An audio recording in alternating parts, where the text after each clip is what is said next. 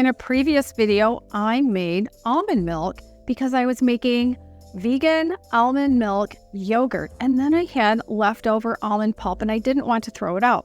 So I'm going to show you a recipe that you can make from that leftover almond pulp, and it's these really yummy brownie bites. Let's get right into the recipe. In the video's description box under recipe ingredients, I have ingredients listed for you to make either a small batch or a large batch, depending on how much almond pulp you have. The video for the almond milk yogurt recipe will give you enough almond pulp for the small batch recipe.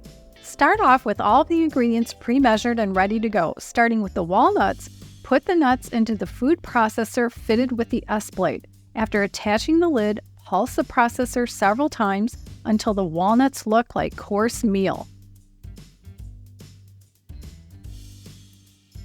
Then open the lid and scrape down the sides. Next, add all of the other ingredients: the cocoa powder, the almond pulp, the dates, hemp heart seeds, salt, and nut butter. Then process it all to combine it. I usually pulse the entire mixture. You'll notice it come together and it will look like dough.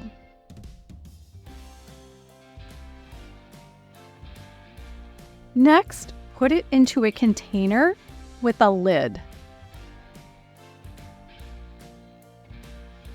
Then refrigerate for 10 to 30 minutes.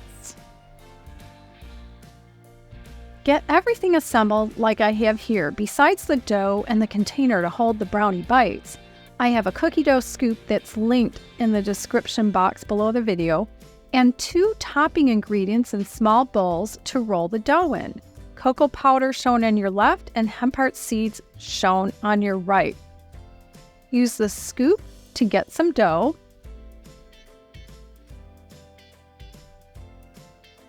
Then roll the dough between your hands to make the brownie bite ball.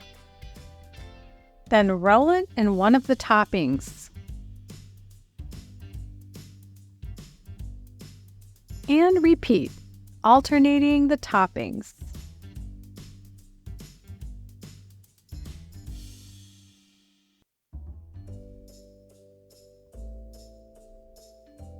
Then work as fast as you possibly can, as if you just drank a whole pot of coffee.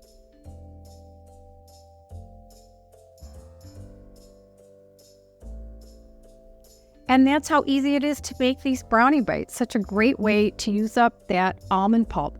Now, if you want to check out my recipe for the almond milk yogurt or even a soy milk yogurt, I'll put its image on for both of them on the right side of your screen. Just tap it or click it, and I'll see you in the next video.